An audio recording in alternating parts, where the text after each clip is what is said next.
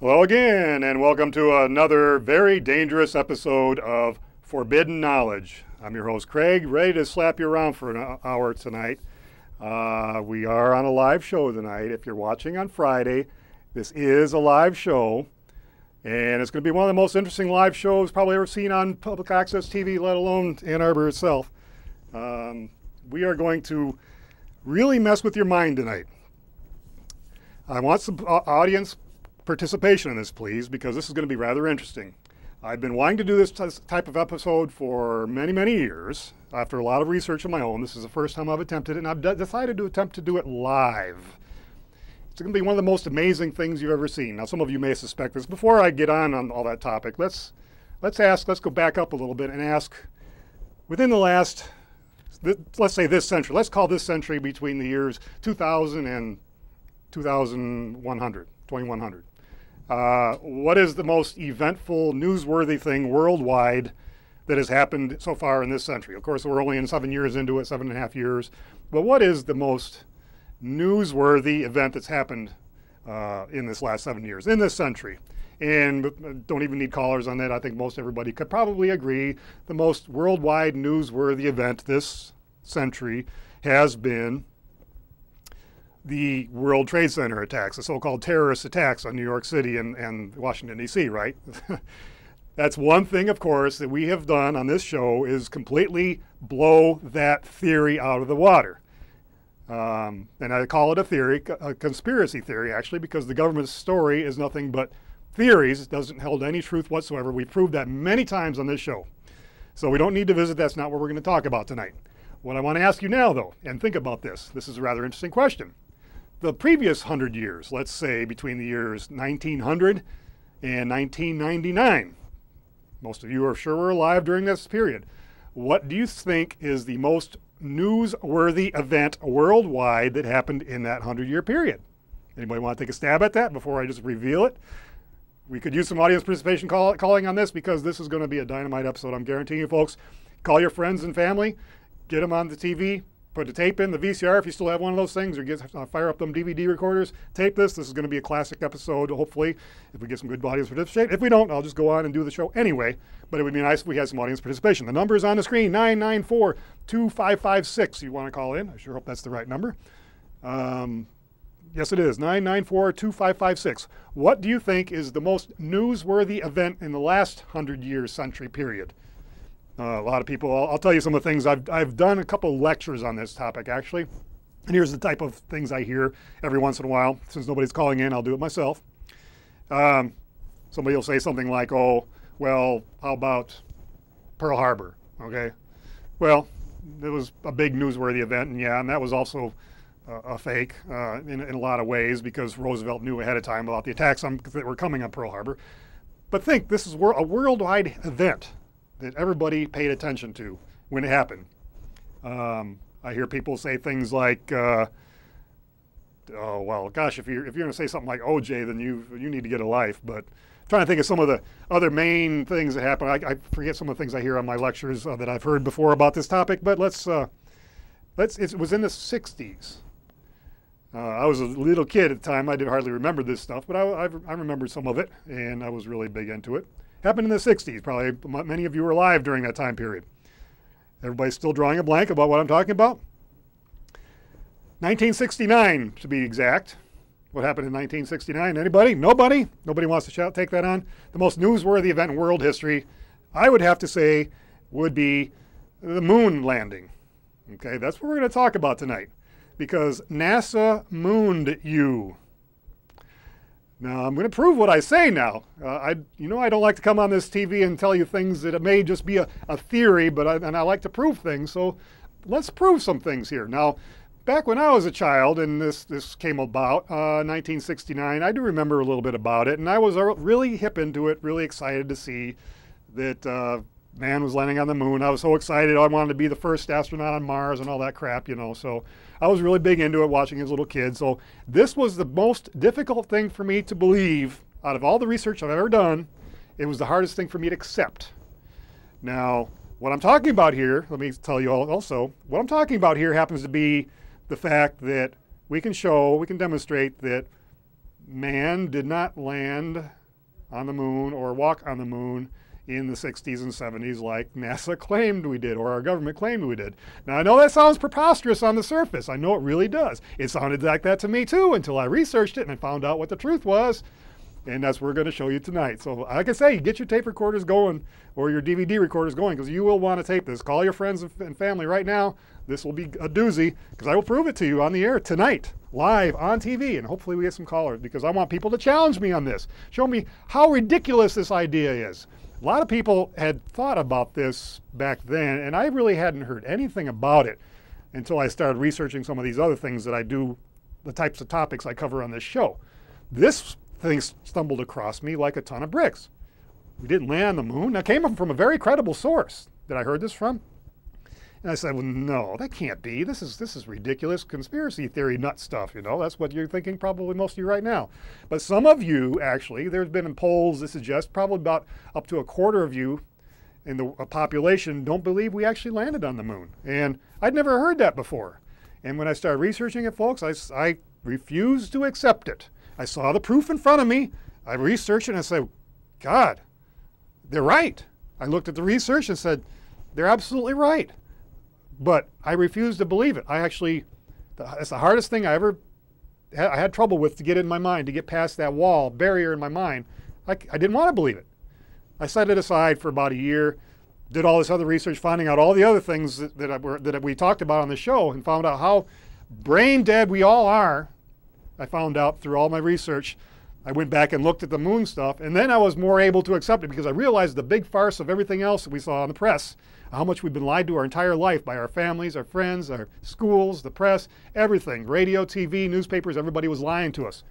So then I re-examined the moon stuff and realized, you know what? They're right. I can't deny it anymore. There's no sense in denying it. I was more able to accept it, and once I was able to accept this concept, because for me it was a big step, because I was really big into this stuff as a child. Once I was able to accept this concept that man did not walk on the moon in the 60s or 70s, I was able to start accepting a lot of these other crazy sounding ideas. But again, I don't accept anything on face value. I like to prove it. So we're going to prove it tonight. We're going to prove some things here tonight. This is, again, get your machines rolling. You want to catch this tonight, folks. This is a dynamite show. Okay, so let's start. Well, what we're going to talk about the moon, of course, that we've been talking about. What I want to show you here is, I'm in the studio alone here. This is a live episode. If you're watching on Friday, this is live. We're going to be examining some photographs of the moon from this book here. This book is called Full Moon. Let's get those numbers off there.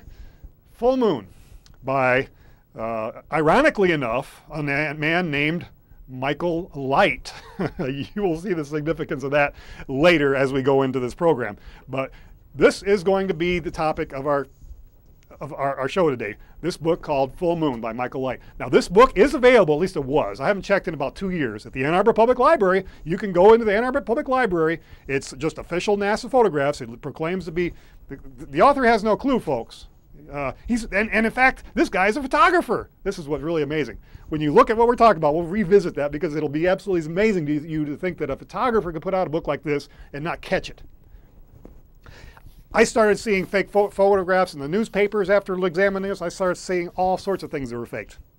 And this is before the age of solid computers now. This would have been, well, let's get into our first photograph. Again, from the book called Full Moon, we are going to be examining in detail some of the pictures shown in that book that can be seen on my presenter here, which you can't really see off screen, but we're going to be popping it in right now. Our first photograph is this one. Now, this is something we're going to have to deal with here. See this glare?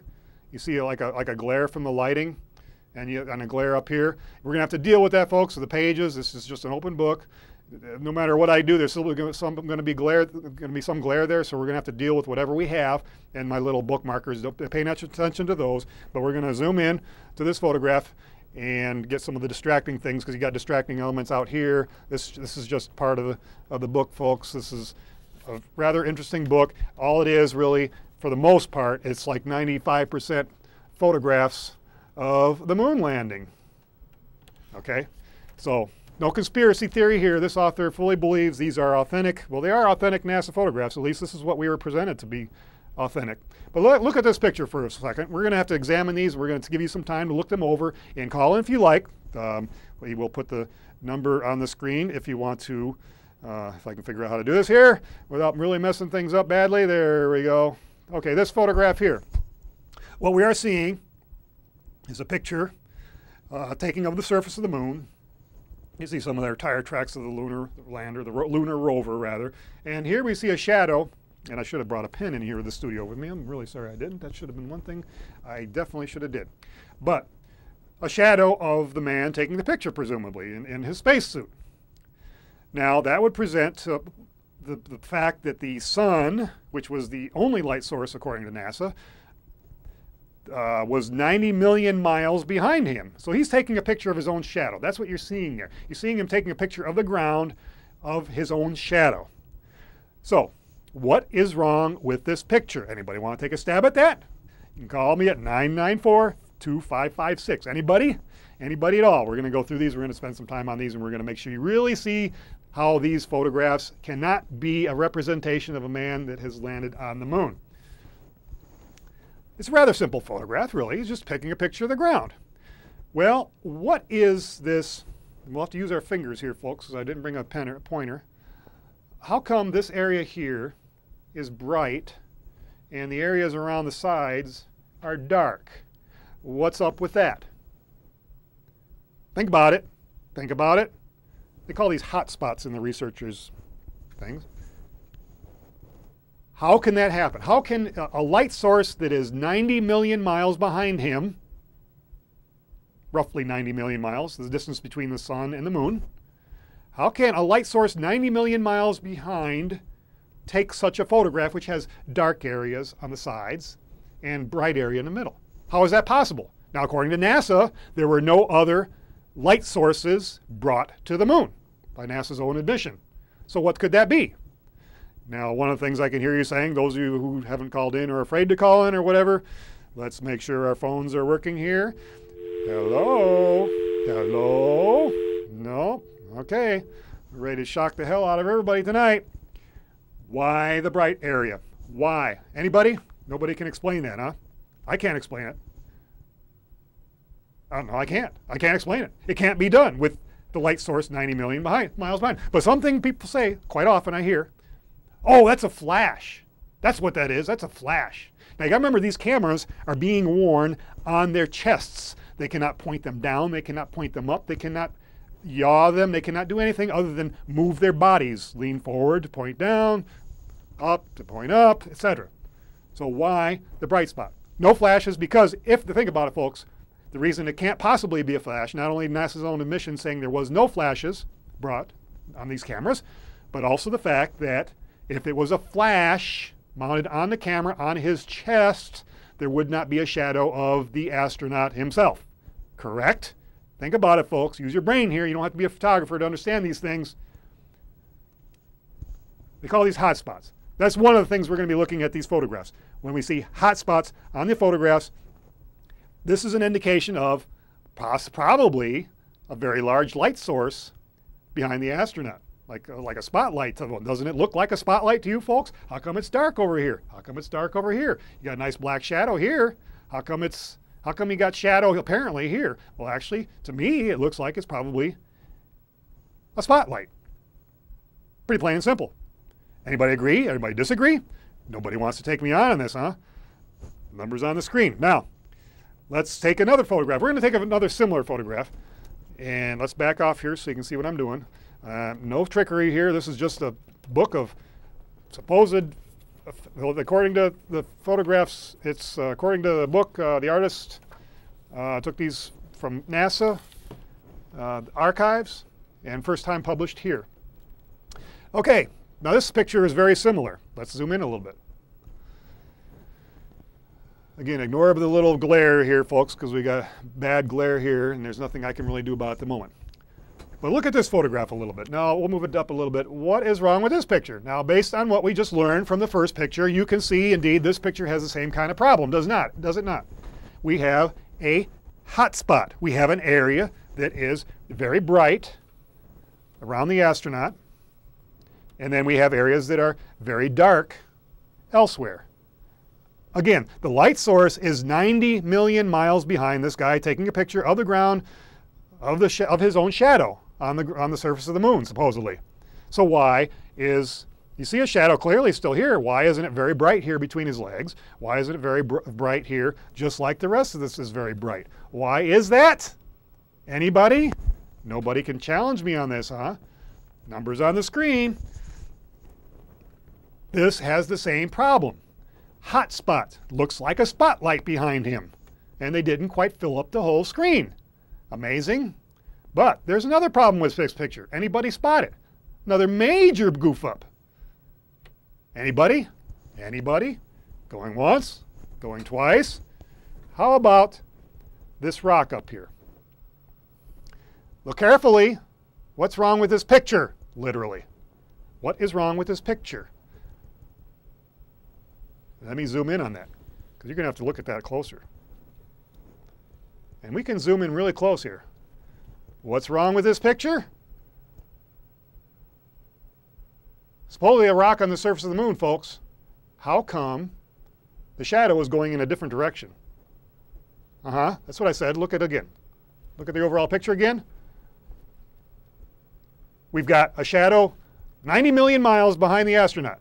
But yet you have a rock here. This is displaying a shadow like the sun is from this direction, going this way. What's wrong with this picture? But it gets worse, folks. Look at this rock. Look at it. Zoom in. What gives? That's absolutely another impossibility. A shadow from a third direction. We have shadows in one photograph going in 3 different directions. What in the world is wrong with this picture? Obviously something is going on there. Not your typical picture, not even just a typical spotlight. We have 3 shadows in different directions on the same photograph, folks. Something is very wrong here. Would you say that? Look carefully. Look carefully. I'm not making this up, folks. Look at the shadow direction of that rock. There's the astronaut. And look at the shadows over here. That is not the same sun. Oh, well, maybe there were 3 suns out that day. That must be it. There must have been 3 suns out that day. I'm sorry, we don't really know what happens on the moon. There had to have been 3 suns. That's got to be what it was, right? You see, folks, NASA mooned you. Let's go to another picture. Let's just go to the next page. How's that? This has got a really good picture here. Oh, let's let me widen this out a little bit so you can see what's going on. Let's go with and notice the footprints. We've seen. I really can't tell you anything wrong with this picture on the surface of it, so to speak. It's just a footprint, but you see how the soil is, how it's like a sand, like a powdery, like a not even sand. Let's not view these pictures at the moment. Let's go with. I'll revisit that later. Again, we can take time on every single one of these pictures and show you things wrong with it. But I'm going to show you another concept that is going to be. This one's going to be hard to understand, so I'm going to have to explain what this is, what you're seeing here tonight. This is the bottom of the lunar lander. The lunar lander looks like that, right? Okay, it's got the four legs on the sides. It's got the gold foil and everything. This happens to be a black and white picture, but you can see one of the legs here. There's the leg, and there's the foot pad on the surface of the moon. Okay, here's that gold foil, which is, again, this is a black and white photo, so you see it as looks like aluminum foil, silver colored. What you're seeing here is the bottom of the underside. You can't see the other leg. The other leg is off screen. You can't see, it's a very close up of the underside of the lunar lander. Now what we have right here, this dark area, it's hard to see. You see this curved section down here, and then the cutoff here, and if you can see behind this thing, you can see another. That's what they call the descent engine bell. Descent engine bell. That's the rocket, essentially, that allows them to descend on the moon. It's a rocket that will keep the thrust at a certain level in order to safely land on the moon. Okay, produces much, I forget the numbers because it's been years since I researched all this, many thousands of pounds of thrust, okay, to get this to safely land on the moon. Now, we know by previous photographs and all sorts of photographs you may see on other publications such as your National Geographics of the day or whatever. Let's look at one of these footprints here. Look at these footprints. You can see how they're indentated quite a bit here. Like go sinking in at least an inch or two, right? Okay, very soft soil, very soft, let's call sandy soil, powdery soil. Okay, so what's wrong with this picture? Think about it, think about it, think about it. Anybody? Anybody? Anybody will call in? Hello? Am I slapping you around too much tonight? Think about it. What's wrong with this picture? Zoom in. How come, again, there's the descent engine bell down here, this big dark black figure here with the curved bottom.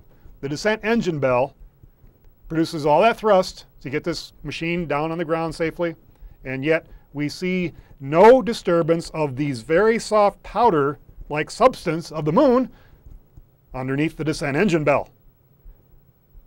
Duh. What's wrong with that? Somebody made a mistake there, wouldn't you say? Again, right next to it we have these footprints. Show a great indentation, showing how soft it is. So why do we have nothing under the descent engine bell? Doesn't seem to be a problem at all there, does there? And we finally have somebody calling in. Somebody going to challenge me on this? Let's hope so. And let's see if we can do this. Hang on, caller. I'm here by myself, as you all know. We are live on the air. And caller, you are on the air, caller. Yes, I was just calling. I just was flipping through the stations and I saw you discussing these photos here. And I just wanted to know, is your premise that the moon landing was fake? Is that what you're doing today? That certainly appears to me. Now, what we're doing is we're trying to prove that the moon landing was fake. Now, so far, all we've done is prove that there's some fake photographs. But that should tell you a lot in itself, and there's a lot of things wrong with their story. But yes, that's essentially what we're doing here. Okay. Well, I will continue to watch, and you're doing a good job. Okay, thanks for calling. Okay, folks, let's go back to our photographs. Again, this is the descent engine bell on the bottom of the screen here, and it has nothing disturbed under the soil, if we want to call it soil. Whereas right here, just a few feet away, we have footprints that are obviously very soft soil. So something is wrong with this picture. Obviously, something is wrong with this picture. Again, we were looking at the bottom of the lunar lander. You can see one of the legs right here, the foot pads and the legs going up here. It's a close-up. Something is wrong with this picture. There's other things wrong with this picture too, but we're going through some of the most obvious things. This picture here, we'll just skim over this one briefly. This one here's got a problem in that, and here you have to know a little bit about, I guess, atmospheric conditions in science. And there's no atmosphere on the moon yet, and when there is no atmosphere, there can be no halo of light in a no atmosphere, in a vacuum. Okay, that's one thing wrong with this photograph. Another thing would be wrong with this photograph is, well, here we have the shadow. The sun is supposedly behind the lunar lander, casting it in this direction, so it produces a huge shadow towards the camera. Well, why is the dark side of this lunar module all lit up like a Christmas tree? Must have had some backlighting, wouldn't you say? Again, no atmosphere. Their extreme contrasts should be a silhouette only. You should basically only see a silhouette along with the shadows of the legs, the shadows of the lander itself. You should only see silhouettes. Let's go to another picture here. Here's another interesting thing. And we won't go into the details about some of these because we don't have a whole lot of time on this show tonight. We only got an hour show. This is a picture of an astronaut, obviously, and I'm hoping the automatic zoom continues to work properly because I see it's been messing up here on occasion. Let's zoom in now. One thing about the spacesuits, let's actually move to a bigger picture, a bigger photograph of the spacesuit so you can see a little bit better. NASA says that the spacesuits used in the Apollo missions were inflated to 5 psi. See where I'm going with this already, folks?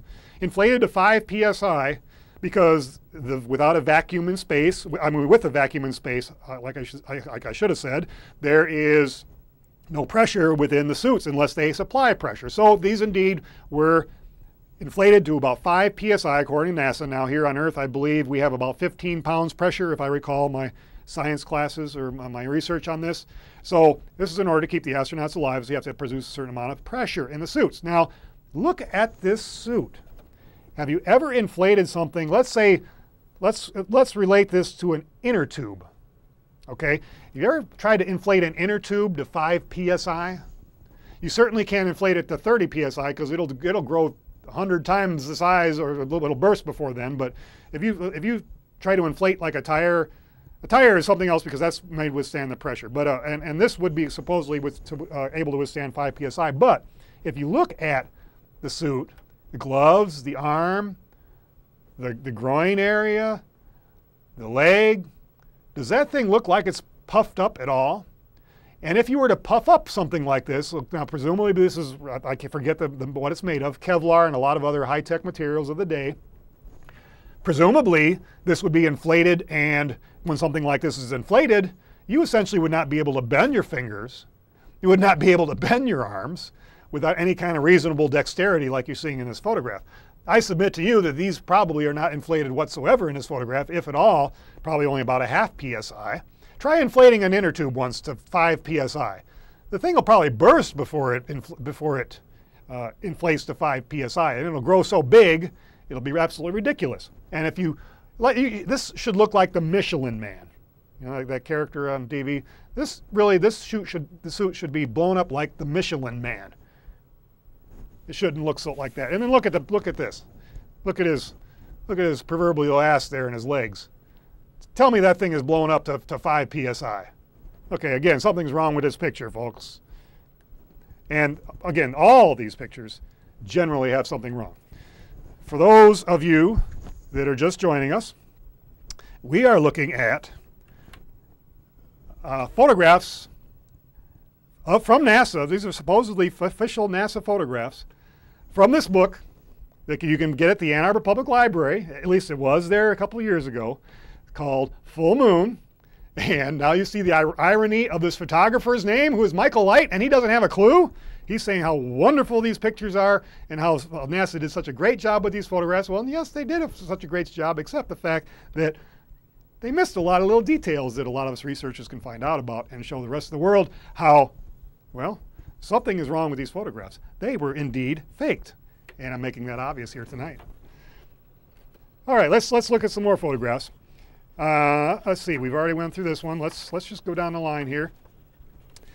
Here's one that has a similar kind of problem with shadows. I should just let you determine for me what's wrong with these pictures. Again, ignore the glare. That's the page, that's the light from the page. Glossy paper.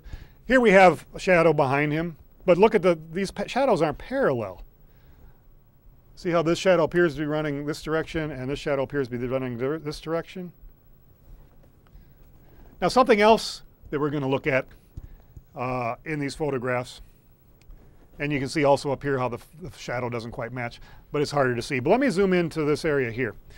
There's these things called reticles, I believe is how you say them. Or you might call them, say they're called crosshairs, like such. Crosshairs, okay, like you might see in a scope of a gun. Crosshairs, crosshairs. In the middle, there's a much larger crosshair. It's kind of hard to see because of the graphics on this thing here, but there's a larger crosshair in the center, and then every so often in a grid pattern, there's these other crosshairs which can be seen all throughout the photograph when there's anything light colored to be able to see them with. So these reticles, let's just call them crosshairs for simplicity's sake, so everybody knows what I'm talking about. These are within the camera. In other words, you have the photographic paper. Remember, this is not in the age of digital, folks. Photographic paper inside the camera, and then you have the screen with the reticles on it, and then you have going through the lenses, etc. So these are produced within the camera. So if they are produced within the camera, what is wrong with this picture? Hello? Oops. Remember, these are within the picture. These are created inside the camera. Why does that happen? We got some other photographs to show that same effect. Where the reticles, where the crosshairs are actually behind the topic subject being photographed. Okay, let's go through some more of these, folks. If you're just joining us, you are watching a show called Forbidden Knowledge. I wonder why it's called that. Show called Forbidden Knowledge here on CTN Channel 17. If you're watching on Friday, and this is probably the kind of show I should put on Friday the 13th, but if you're watching on Friday, indeed, we are live. If you're doing some channel surfing here, what we're doing is we're attempting to prove to you that man did not land on the moon in 1969. If you want to go to the website, it's very important that you get some feedback for this show, please. It's www.forbiddenknowledge.info. And if you want to email me, the number, the address is right there, and we do have another caller, and we will take that caller now. Caller, you are on the air. Hi. I just wanted to say that there should have been dust on the pads, the foot pads of the lunar module, and there wasn't anything on top of those. That's right. Anything else? No, that's it. Good night. You're doing great. Thanks for the call. Indeed. Correct. That's one thing I forgot. Again, there's so many things wrong with these photographs, folks, that it's not hard for other people to pick out things. Let's look at that. So, because the caller did bring that up, there's one of the pads right there. Looks pretty shiny. Now, pictures they supposedly show of the lunar lander landing on the moon. Of course, well, now, you know what, caller? We may be assuming something wrong here because there was no dust kicked up. Look underneath the descent engine bell. There was no dust kicked up. But, of course, they showed us that some of them were kicking up dust. Some of the supposed landings were kicking up dust, and which, of course, created a huge cloud in the air. Even though there's no atmosphere, the dust will still go in the air and will still come down. And yes, indeed, you're right. That should have been probably covered with dust. So the caller is correct in that assumption. And we have another caller. And caller, you are on the air. Hello. It seems to me that Mr. Light has done a really bad job of retouching his photographs, maybe. So you believe these are retouched? Yes. Okay, according to his book, in the text of it, they are not retouched. They're presented to you as he got them from NASA. That's his explanation anyway. Well, maybe NASA did? Well, from what I'm showing you, there's obviously something wrong with these photographs. Whether NASA, however they created them, I don't know. I can only speculate on that. But indeed, this gentleman here, and if I could find the page, I could read the paragraph to you. He got these photographs straight from NASA, the archives. These hadn't been published before. He assembled them in this book and presented them to you unedited as he got them from NASA. This is his explanation in his own book. I see. Well, thank you. Thanks for the call. It's good questions, folks, though, because this is obviously a touchy topic because it cuts through everything you've ever known. It's like we've been so blind all our lives about this stuff. Let's look at some more pictures here. And sorry about this is again a live show. So there's all sorts of photographs here. We won't dwell on a lot of them for very long because this is only another half hour left in the show, less than half hour. You're watching a show called Forbidden Knowledge. All right, here's let's go wider on this one because this is actually two photographs assembled. So you could say with a little bit of uncertainty about the directions of the shadows. We got obviously two different directions of the shadows, very different. You see this white pole thing here, and then the shadow going this way, and then the shadow behind him. Again, the sun is 90 million miles behind these subjects. Why are the shadows not parallel? You have a light source 90 million miles away. These shadows should be indeed parallel. Now, being this is two photographs assembled together, you have to take some of that into account. So this one isn't an extremely obvious one, but let's see here. There's things wrong with a lot of these photographs here. Okay, now here's one that we have. It's interesting. I want to show you about this line of demarcation. We see this in a lot of the photographs as well. But what I'm talking about here is the mountain ranges. Whenever the mountain ranges appear on these photographs, we see a line of demarcation. What I'm talking about is here the transition between supposed lunar soil here and mountain in the back. There always seems to be like a relatively like a line in between where indeed it doesn't seem quite natural. It always seems like a abrupt change. Let's scan across the photograph here and just look how this line basically continues all across where mountain meets soil. And here they're way off in the distance. See? And what do we have here? We have a lunar lander way off in the distance. But what's wrong with this picture? Everybody should be able to pick this out by now. Hello? Look at those crosshairs behind the subject matter. And these crosshairs indeed are inside the camera. That's how they're produced. They're inside the camera. Lots of things wrong here, folks. And this book, if you get a chance, go to the library, check it out. I think it's in the reference section, at least it was. It's very dog-eared, not like this copy. But it actually has centerfolds, a whole bunch of them, actually. If you want to call them centerfolds, they have very interesting pictures here. They're very nice pictures, actually. Too bad they're fake. Here we have an astronaut. And you have to think to yourself, these are supposedly assembled, these photographs are assembled. Both astronauts are here, so who's taking this picture? Well, that could be explained in other ways. So, but just think about that sort of thing when you see these photographs. If you see two astronauts in the same picture, you got to wonder who's taking the picture. This particular photograph is it's typical also of the backlighting effect. Notice that the sun, which is 90 million miles away, is behind him, casting his shadow on the ground in front of him. So why is he lit up like a Christmas tree? Essentially what you should be seeing here is like another shadow upside down of what you're seeing down here. You should essentially see black down here and black up there because there is no atmosphere to refract the light, and hence you wouldn't have him lit up nearly as much as he is. And in fact, if you look very closely in his helmet, let's zoom in on his helmet, you can indeed see some idea that, and so if this thing will focus for me correctly, it's automatic, you see like a bright spot where indeed there might be an indication of a light source, like a hot spot again, like we saw in some of the other photographs. Again, question me, question everything, but look at the evidence. Look at the evidence. It's absolutely amazing, folks. And on this photograph too here we have the line of demarcation. Let's zoom in a little bit more here. Any of these pictures with the mountain ranges, we see this line of demarcation going across where it looks like a line separating the mountains from the ground, because apparently it was hard to hide this. Okay, centerfolds again, lots of them.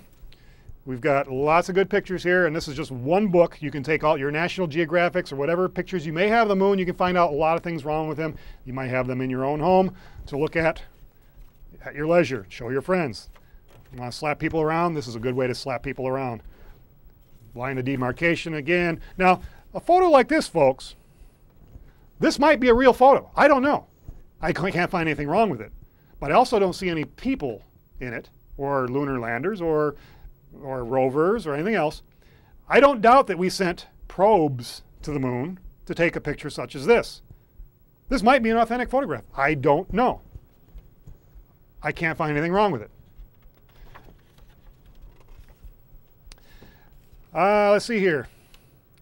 We have problems with all these, but I'm going to skip ahead here. Here's another nice centerfold.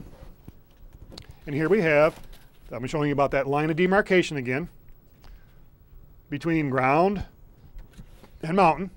Almost seems like a line going across there. And indeed, you'll find these same mountain ranges in the videos. It's very interesting, folks. In the videos, you see a lot of things wrong too. You will see these same lines in the videos, the same mountain ranges used in different scenes from different missions. Duh. We couldn't notice that, could we? Well, you can put them, superimpose them together, and you'll find that exactly the same mountain ranges. So they use the same backdrop, just varied them, shook them up a little bit. Use the same ones for Apollo 11 through 17. So anyway, that's something I can't show you because I don't have the videos queued up for me. Here's more. Let's find some more things wrong with you can see with these types of pictures. Here's another one. This is a good one. This is a good one. Let's show you that line of demarcation. This one goes all across the whole screen too, by the way, folks. The line of demarcation between the mountain range and the soil. I can't call it Earth. Can't even call it moon, probably. I probably could call it Earth, actually. Like a line between the mountain ranges, okay? But look at this. Look at this. I shouldn't have to tell you what's wrong with this picture, folks. You should know it by now. Are you paying attention? Hello? Anybody see anything wrong with it? Oops, somebody messed up. Remember back in the 60s, we had something called transparencies? Isn't that what that looks like to you? Like a transparency laid out on this photograph? Might be a real photograph of the moon, although I doubt it because of that line of demarcation in the mountain ranges. When you see those reticles, those crosshairs behind the subject matter, here's another good line of demarcation. And I guess I don't have to dwell on the same types of things, but we see them in all the photographs. Anytime you see a mountain range, you see that looks kind of like a line going across. So it's actually fairly apparent, and this is something you can find out yourself. Another interesting thing about these photographs that isn't ever talked about either, and all the photographs from space, look at this up here. Just any of the black area. Now, this is not a mistake, folks. We're not on black screen. This is actually space. This is a picture of space. See my finger here? This is actually a picture of space, but yet there's no stars. No stars. No stars whatsoever, and we're in space, supposedly. So that's something else you have to wonder about. Why isn't there any stars? Now, this is something that would have been extremely hard for them to fake because amateur astronomers would just love to go over all this stuff and find out directions and times of day and just would have a ball with that kind of thing. So I would presume NASA decided to avoid the topic altogether and just not have any stars in the background, because actually without an atmosphere and without the refraction from the atmosphere, you would see that would be a very difficult thing to show on the screen. I'm sorry, what I'm trying to say is on the moon the stars would be brilliant because of the lack of atmosphere. Even in full sunlight, the stars would be brilliant. Absolutely would be an amazing sight. Look like Christmas tree lights all across the sky. Millions more than you could see here on Earth.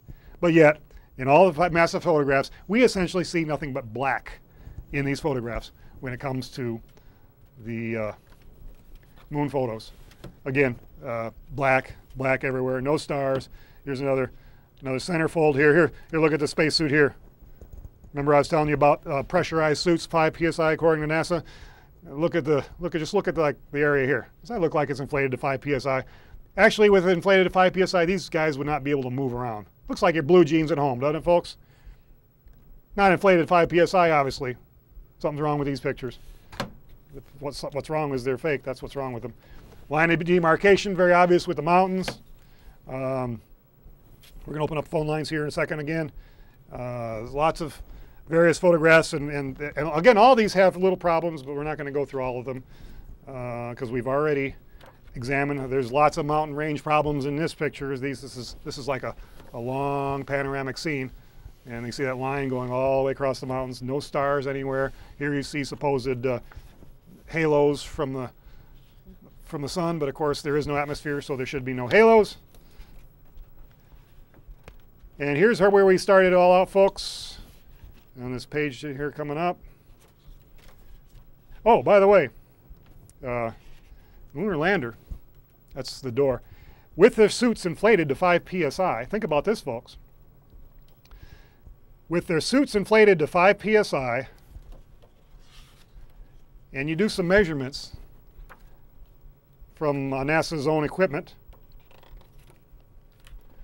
and you've seen pictures of it, and I don't have a picture of it here. Lunar lander, lunar module. The door, if you can see past this imaginary halo here, there's the door to the lunar lander, the LEM. If you take a measurement of this, folks, you'll find that it is indeed too small to fit through. An astronaut with a full gear cannot fit through this doorway.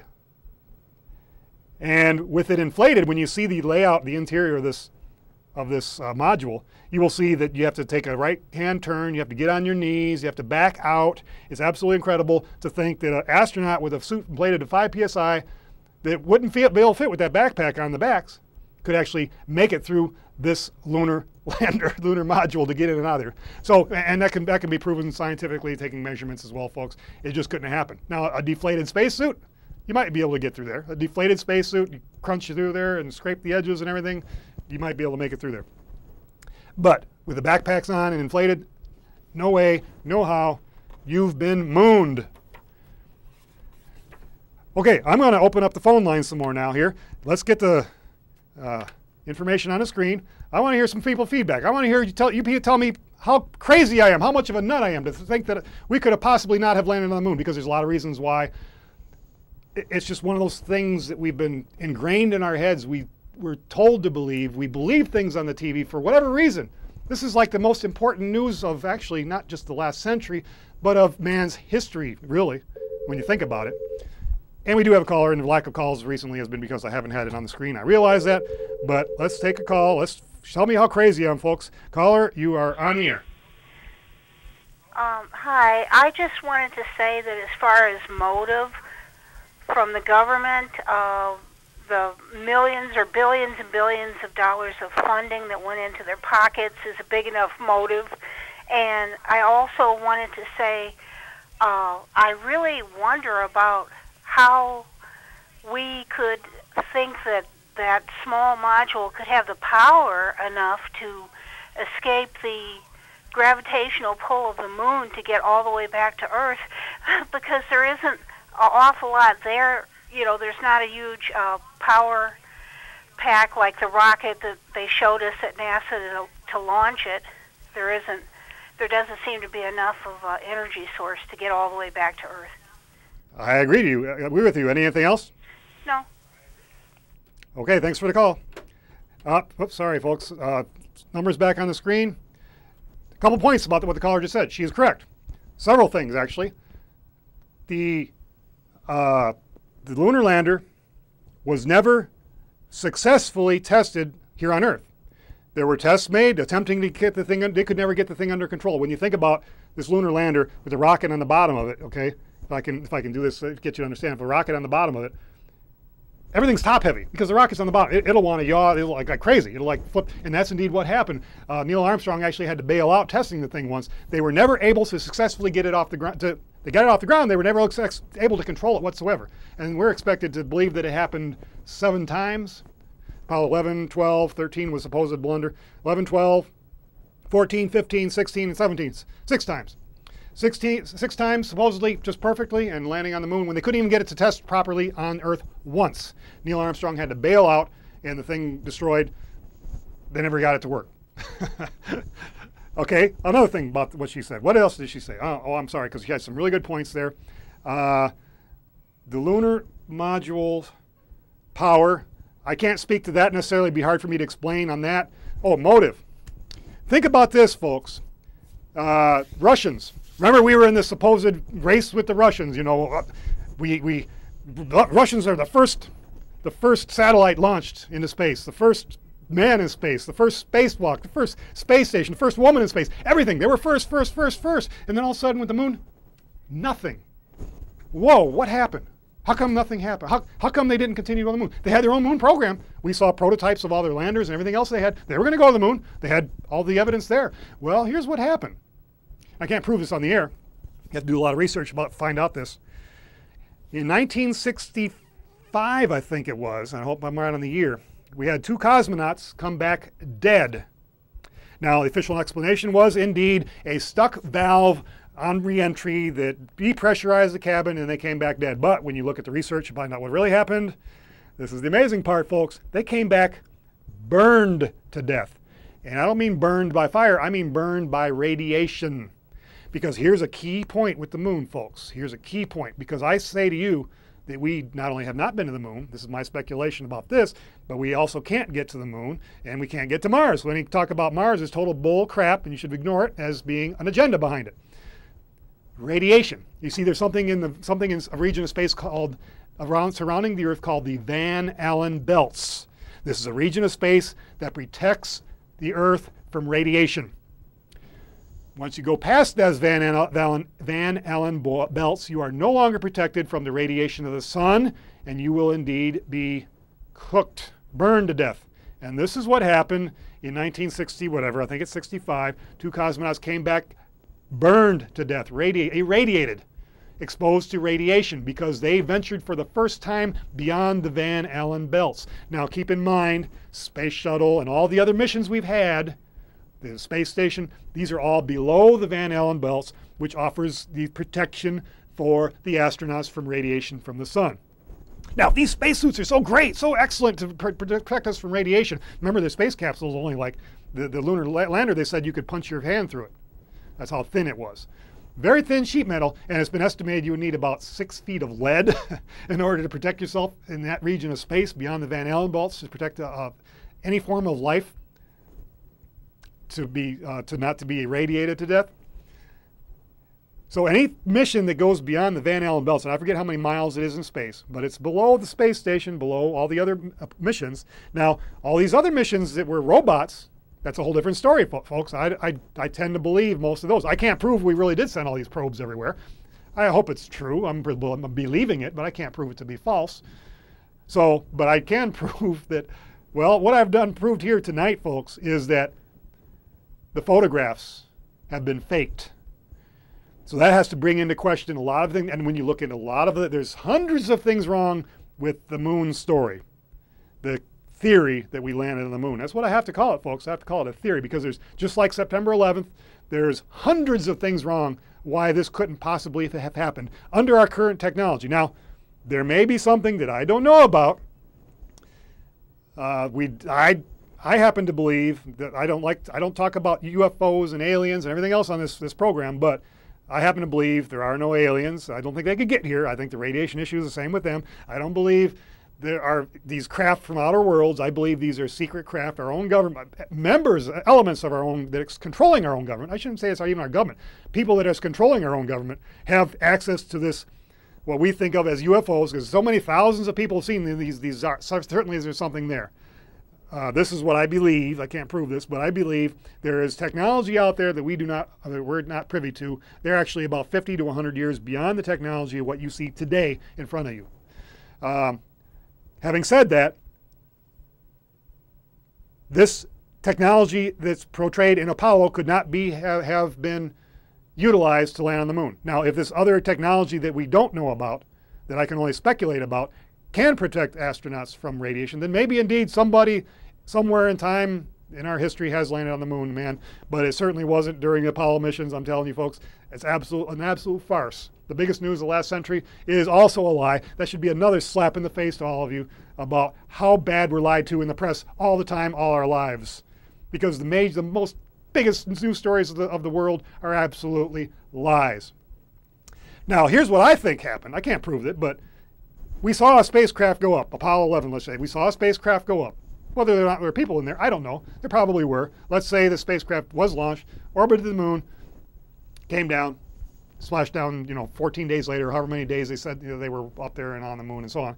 However many days later, splashed down, and we're just not privy to what really happened. Here's another thing. A lot of you don't understand this, and probably never will without doing a lot of research about secret societies. These have said by some insiders to have filmed in the Walt Disney Studios. I don't know if that's true or not. That's a rumor, essentially. And Walt Disney happened to be a 33rd degree Freemason. The highest level you can attain in the Scottish Rite of Freemasonry, the 33rd degree, is really symbolic.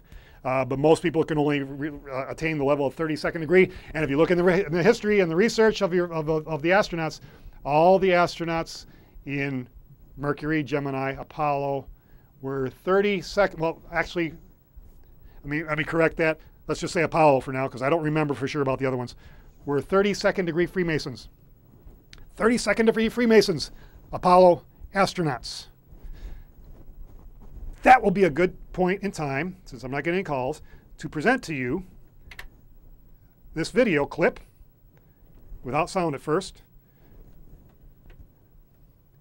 which is queuing up, I guess. It should come on in any second because I did hit play and I've done something wrong, obviously. Let's try this. No.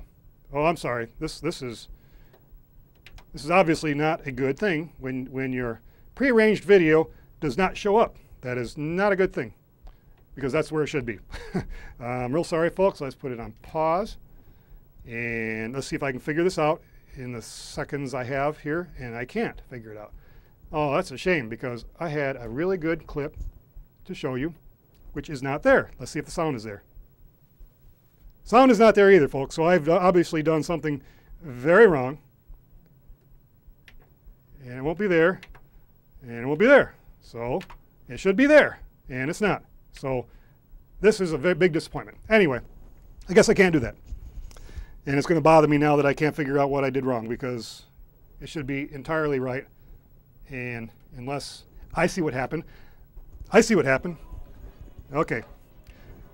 And what I'm going to have to do is, this is live TV, folks, obviously. Well, what we're going to do here is back it up, and I'm going to show it to you anyway, even though I've made a mockery of myself. And you can't see what I'm doing here, but I got a remote control here. This is William Cooper.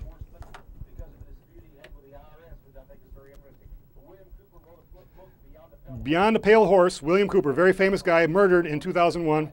Listen to this. This is absolutely incredible. This relates to the Masons and secret societies. See if you can figure this out at all. Study it. You'll learn more. I'm going to put music on there, too. Drugs, the NEA, and public schools. They've taken your brightest and our best and made them public fools.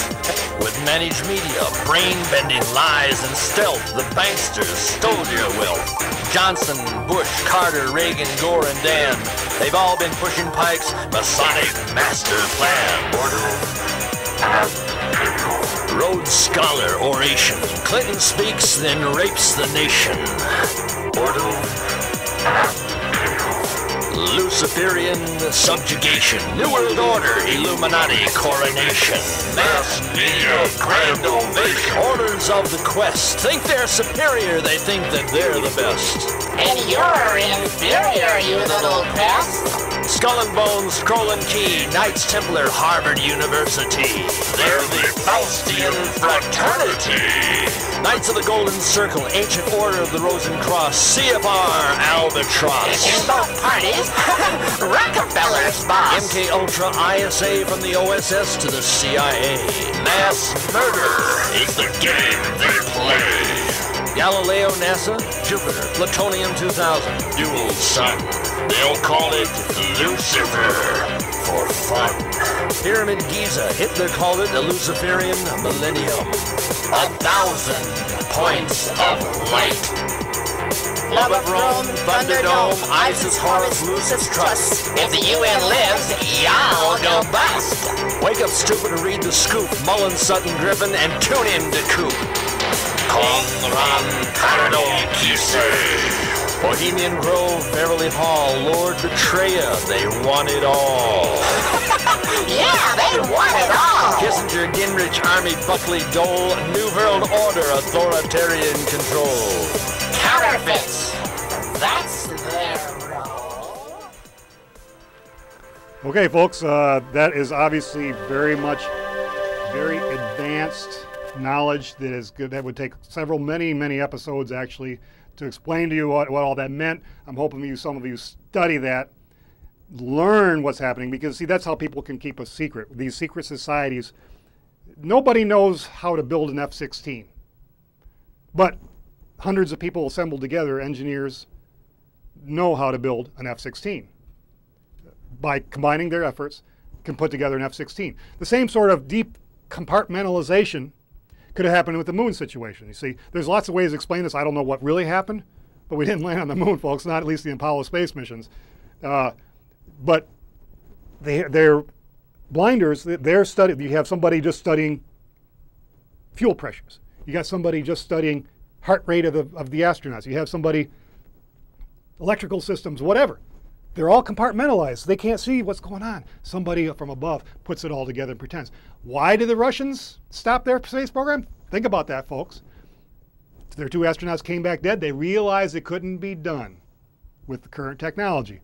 So they literally abandoned it. They were first on everything. Everything. They were ahead of us. The supposed space race, right?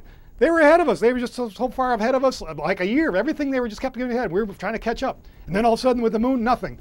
Well, they tried. But as soon as they went out of Earth orbit past the Van Allen belts, they found out it could not be done. That's obviously very interesting, folks. I can't really take any calls because the show is just about over, but there is the website. Please visit it. The website is forbiddenknowledge.info. We need to get this. This is obviously a very important program. We need support of the audience. I could do shows like this, thousands of shows similar to this. This is the first time we've attempted to tackle this topic like this live on the air. It's the first time I did an episode like this live on the air, but I've always wanted to because it's absolutely incredible to show how badly we've been lied to. This show is just about over. Please visit the website. There's no time to call in. If you want to call in after the show is over and talk to me off the air, that's fine. Give me a call. Write down that number because we're off the air in 30 seconds. This was live Friday. Get your people, get your relatives to watch this show. If this you're watching right now re-airs Tuesday at 10 a.m. Tuesday at 10 a.m. on Channel 17 right here. You can catch the show again. So if you missed it, tape it, Tuesday, 10 a.m. You've been watching Forbidden Knowledge, and now you know why it's forbidden, because we tell you the truth where nobody else does, and that's actually very dangerous. The most dangerous show on public access called Forbidden Knowledge. I'm your host, Craig. Thanks for watching. Stay tuned next time. This is going to be incredible.